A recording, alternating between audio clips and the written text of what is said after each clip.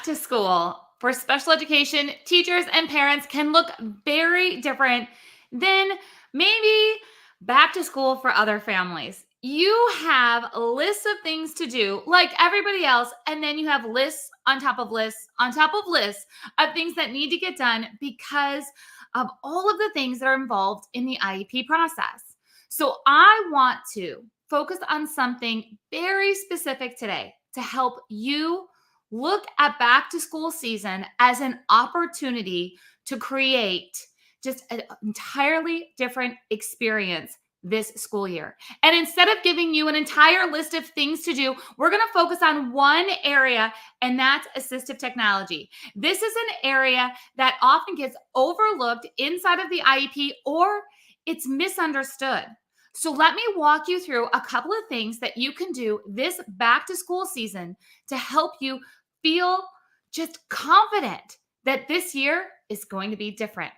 Now, before we jump in, I always start here. I want to make sure that we're all on the same page of what we're doing with this IEP document. I want to make sure that you understand that there's a purpose of ideal law. This is not something that I made up. It's something that's actually an ideal law where it talks about there being a free and appropriate public education. And most of you know that, right? You have the short phrase FAPE, and we talk about this free and appropriate public education, but it's also a free and appropriate public education to meet a child's unique needs and to prepare them for further education, employment, and independent living. And that's huge. Further education, employment, and independent living. And this is where this topic of assistive technology can be a huge piece to really achieving that next level for further education, employment, and independent living. No matter what age your child is, it's important for you to be looking right to this future of further education, employment, independent living. And a lot of times that can feel scary, but assistive technology can make things so much more accessible. It can make things so much simpler. And we're going to talk about some ways that can happen.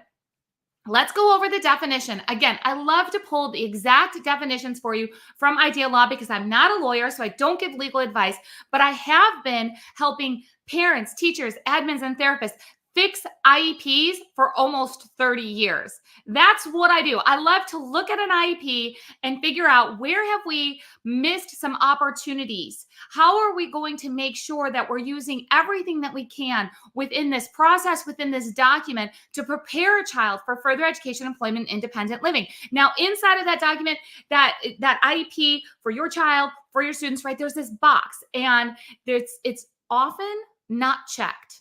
This assistive technology box is often not checked. It's often reserved for what we think of when we think of assistive technology. We think of high-tech devices. We think of high-tech devices that provide communication, like full communication boards, full communication methods. We're thinking assistive technology in that way.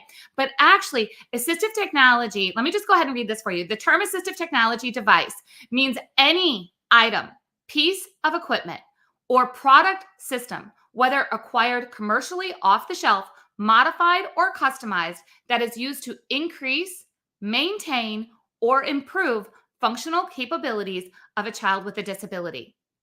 That means that assistive technology is everything from Velcro that can be used to put together a visual schedule, to timers that can be used, to assistive technology devices for access to communication.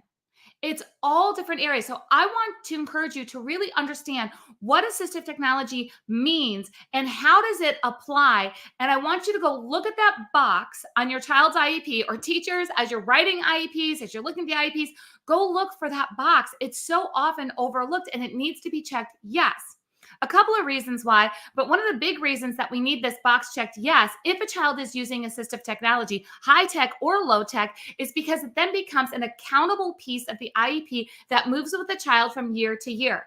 There's going to be a lot of struggles that are going to happen this school year because things are going to be different than last school year. And because they weren't documented or the right boxes weren't checked, there's going to be a struggle. And we can avoid that by making sure that you know what all the boxes are and if they're checked or not checked. Assistive technology is a huge one for that.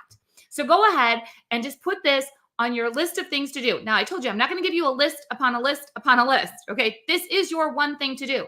I want you to focus on assistive technology. I also want you to consider this is something that I recommend all the time inside of our Master IP Coach community. For those of you that don't know, I'm the founder of the Master IP Coach mentorship.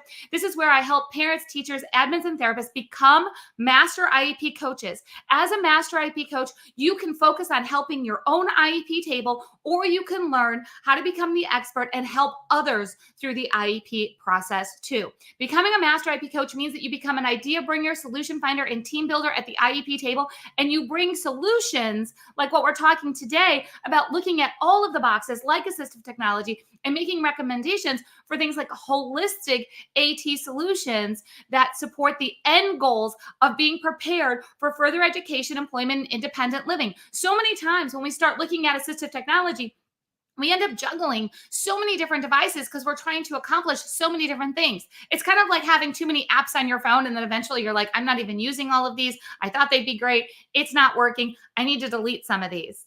So going through assistive technology and figuring out what is working and what is not working, what needs to be documented, what needs to be carried through, does that box need to be checked? Or maybe it doesn't need to be checked, but I will tell you that most, as in, it's been a long time since I've seen an IEP where assistive technology, under the actual definition of assistive technology, that box should not be checked. So most likely it should be checked. But this recommendation of looking at who is this whole child and what does their whole day look like, and what do we need to put into place to prepare this child for further education, employment, and independent living. Now, let me give you an example. Helping a child develop their communication skills and build their independence at the same time. This is possible with assistive technology. I'm using here the example of AngelSense. I love AngelSense as assistive technology. I'll be giving a couple of examples. And yes, of course, I'll share with you where you can find AngelSense. They have amazing support during back to school season, making sure that everybody can get a device and that you can have access to this. So, but you can see here, right? I am showing you that the communication piece of a child being able to call a trusted adult when needed is extremely important. Now, being able to call a trusted adult with one push of a button is huge. You see, AngelSense is assistive technology, but it is not like a phone. It is not an app. It is an actual device that helps a child access communication with trusted adults with the push of a button. It is amazing.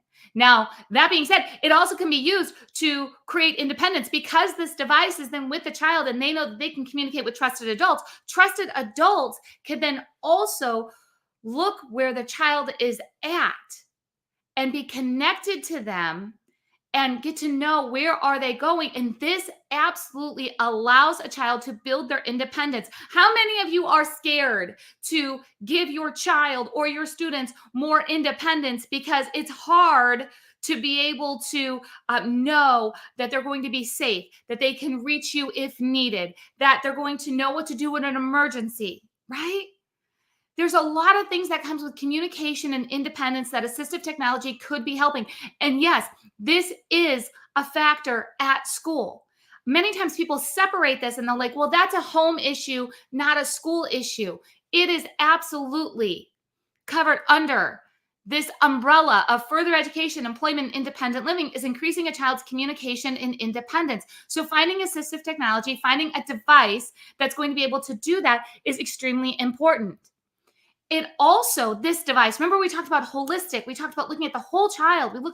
We're talking about, concerns and things that we have in order to support the child to reach this further education, employment, independent living, to their potential. Getting things like safety alerts, because we as the trusted adults, we can't, just be staring at our phone the whole time. Our phone is connected to that device.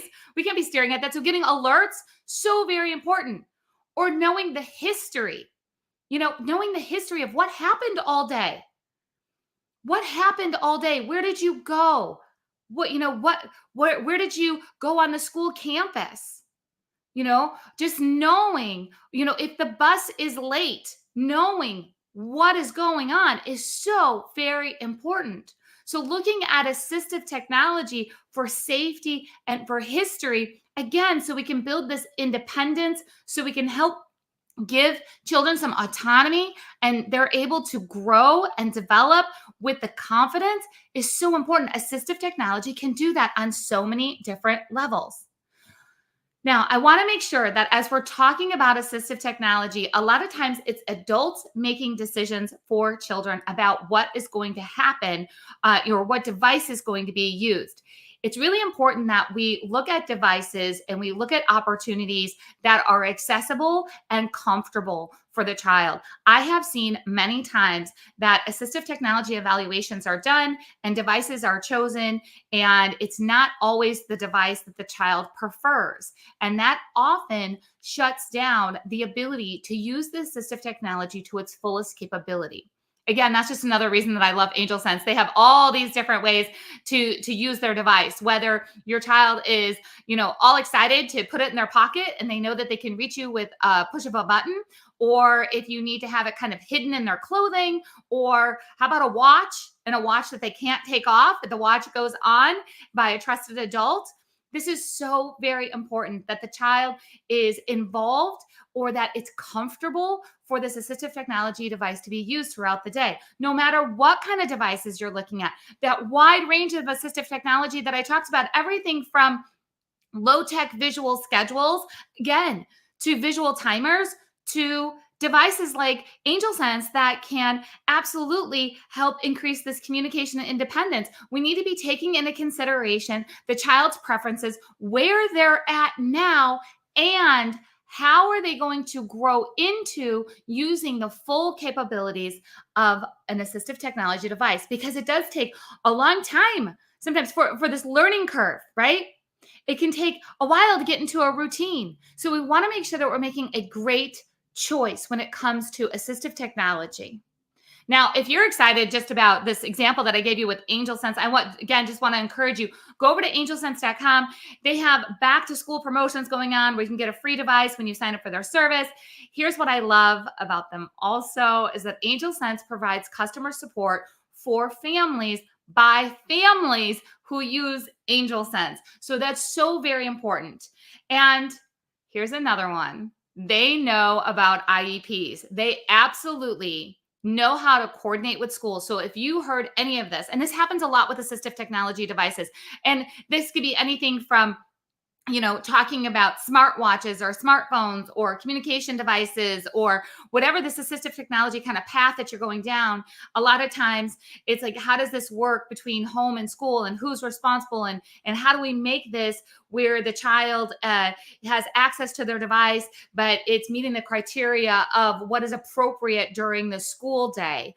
With that, the Angel Sense team is fantastic at making sure that the school understands what features can be turned on and off during the day, what trusted adults can be turned on and off during the day. Like, can you imagine having a teacher? Like, I'm just thinking about back when I was in the classroom a very, very long time ago, but being able to have a connection to my students during the day without having to be there in person, knowing that they could get a hold of me with the touch of a button, that would be fantastic. And then switching that trusted person to, of course, the parents, the caregivers after school hours, that would have been amazing. So I want you to go ahead and go check them out. But let's talk about this next step. Let's talk about, remember we said there's one step in this back to school season, as you are looking at all of the things that you have to do to get ready for just a productive, safe, just a learning environment that this year is going to be supportive. When you're looking at that and you're looking at all the different boxes that need to be checked, please don't forget this assistive technology box that needs to be looked at. Look at the high tech and the low tech that are being used throughout the school day. Look at the opportunities that are holistic, where you can support a child in making sure they have their communication, they have independence, that they have, safety options. All of this is possible when we work together as parents, teachers, admins, and therapists and get creative to do things differently than they have been done before, because that's how we create change in special education, is that we decide to do things differently than ever before. If you are confused or worried about this box, this assistive technology box, if you can't find this box on the IEP, will you do me a favor? Go over to masteriepcoach.com. You're going to see a contact me button right there on masteriepcoach.com. Send me a message and tell me that this is an issue, that you're concerned about it, that you heard this and now you want to know more, that you want to take this to the next level. Go ahead. That's your one to-do list right there, item on there. Okay. Go look at that box, go see what is possible, and consider what could you do differently to support your child or your students in the area of assistive technology this school year.